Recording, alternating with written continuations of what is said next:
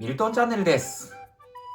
今日は自作した FRP キャンピングカーをひっくり返して天井に柱を接着しました。その映像がこちら。今回はノブチという1本178円の格安の木材を貼りましたが、しっかり接着できてめっちゃテンション上がりました。前回 FRP の接着剤で床板を貼った続きで、今回は天井に柱を接着します。板を接着して丸3日ほど放置しました。板がガチガチにはまって外れる気配はないですね。かなりいい感じです。床をきっちり接着できたので、シェル本体を回転させてシェルの天井が床に来るように向きを変えます。床板や柱を入れると本体が重くなってきますが、補強を入れずに使って壊れるのは嫌なので、かなり地味な力仕事ですが、運動不足解消だと思って楽しみながら作業します。この時点でのシェルの重さは140キロぐらいなので、まだ一人でも作業できます。天井をひっくり返して丸1日以上放置しました。支え等一切やってないんですけれども、床が上から落ちてくることもありません。なので接着は完全効果してくれています。この天井の部分に天井がたるまないように柱を仕込んでいきます。はい、こんな感じで天井に貼った部分なんですけれども、 FRP の壁に馴染むように接着剤を充填していたので、床と壁が馴染むような感じで接着できています。結構いい感じに接着できました。こんな感じの方法であれば馴染むようにぴったり接着できているので、接着強度もかなり上がると思います。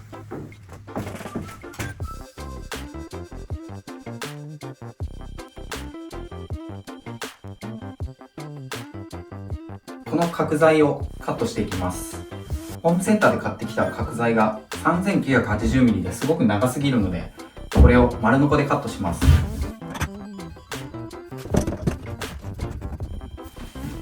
こんな感じでクランプで2箇所固定したので、この部分を丸ノコでカットします。この丸ノコの刃がギリギリ板から出るぐらいの高さ調整をします。丸ノコ定規をあてがってクランプで固定します。はい、こんな感じでめちゃめちゃ切り口が綺麗に切れてくれました。こちら側も同様ですね。切り口めちゃくちゃ綺麗です。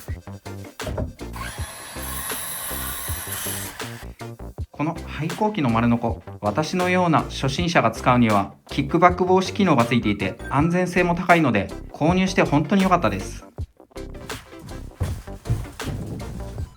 はい、これでなんとなく柱を入れて、この柱に従って印をつけて、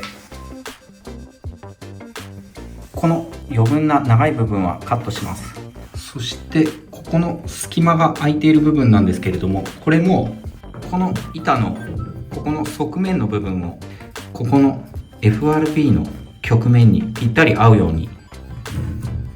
この角の面をトリマーを使って落とします。それにあたってこのトリマーのビットの先を、いろいろ種類があるんですが、この坊主面コロ付きというののこの形のものを使って角を落としていきます。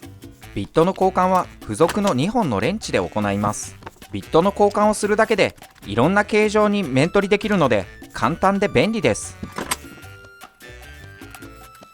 このビットの先がちょうど木材とぴったり一致するように合わせてビットの先を出して、この部分で固定、そしてこの部分に掃除機を取り付ければ、ここから自動的に木くずが吸い込まれるようになっています。この粉塵を吸い込むこのアダプターなんですけど、これは高木のトリマーなんですけれども、この粉塵を吸い取るアダプターは両備のもので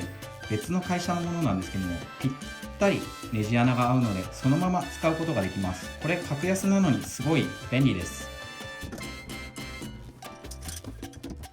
クランプで固定したので、まずはこの端っこからここまでトリマーで削って、残りはこちらにクランプを付け直してこちらまでカットしていきます。はい、こんな感じでトリマービットの先端を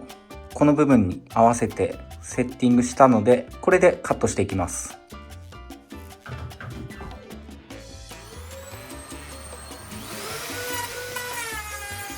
はい、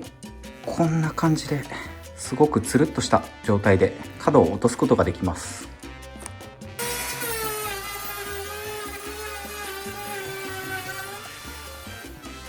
はい、掃除機で吸いながらやっているので木くずがほとんど出てないですね。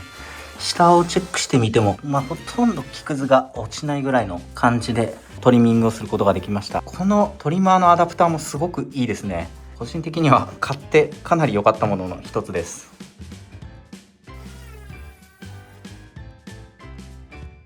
角を落とし終えました。こんな感じでかなり綺麗に面取りすることができたので、このまま FRP の接着剤で貼り付けてもいいんですけれども、接着力を高めるために 3mm のストレートビットのこのかなり細いトリマービットを使ってこのぐらいの深さの溝を掘って、これで接着力を高めるようにしたいと思います。先端ビットを交換します。トリマーは先端を変えるだけで木材をいろんな形に加工できるので、工具としてとても気に入っています。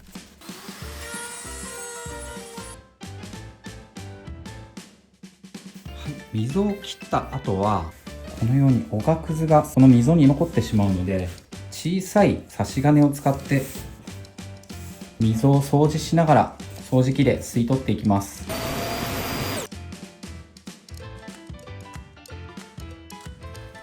溝を掘り終えました。こんな感じで掘ったので、接着力自体は多少上がると思います。どのぐらいまで接着力が上がるか未知数ではあるんですけども、この部分天井の柱になるので、これが落ちてくるとかなりショックが大きいので、こんな感じで溝を掘ってみました。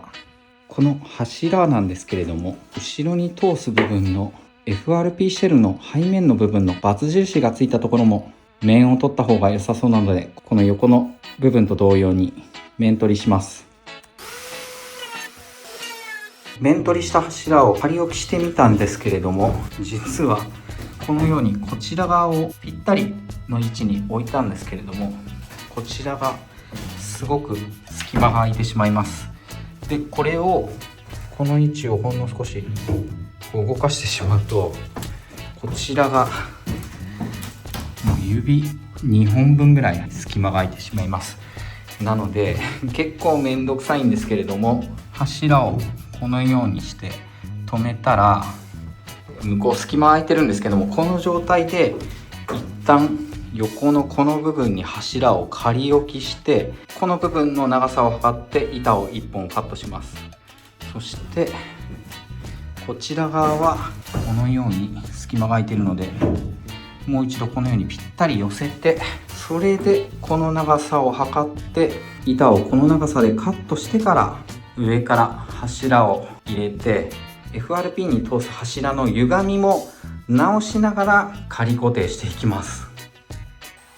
この仮固定の作業中、材料の柱が足りなくなったのでホームセンターで購入してきました。これはタルキと呼ばれる木材で 3×4×180 のサイズで格安で購入できます。天井に張る柱を長さを調整してぴったりに合わせられたので、これを FRP の接着剤で貼り付けていきます。自作する接着剤の材料はガラスマットを細かく切ったものにタルクを混ぜて作ります。この接着剤の作り方は床張りをした動画で詳しくお伝えしてますので、そちらも合わせてご覧いただければ嬉しいです。 FRP 樹脂を入れてよく攪拌したら小分けにして硬化剤を入れます。硬化剤の量は冬場なので 2% 入れました。実は FRP の接着剤、低温にも弱く、気温が10度を下回ると硬化が遅くなり、5度以下になると硬化しないデメリットがあります。これらの FRP の DIY、 気温によって作業効率が著しく変わります。使う工具はハケやローラーなどで一見簡単そうに見えますが、この硬化剤の量を間違うと樹脂が無駄になるので、そういった点も FRP 作業が難しいと言われる理由だと分かってきました。天井部分だけ全て接着剤で貼り付けました。これで丸2日ぐらいは様子見た方が良さそうなので、このまま固めて様子を見ます。はい、重量物を乗せて丸1日以上放置したんですけれども、ガレージの現在の気温が2度で、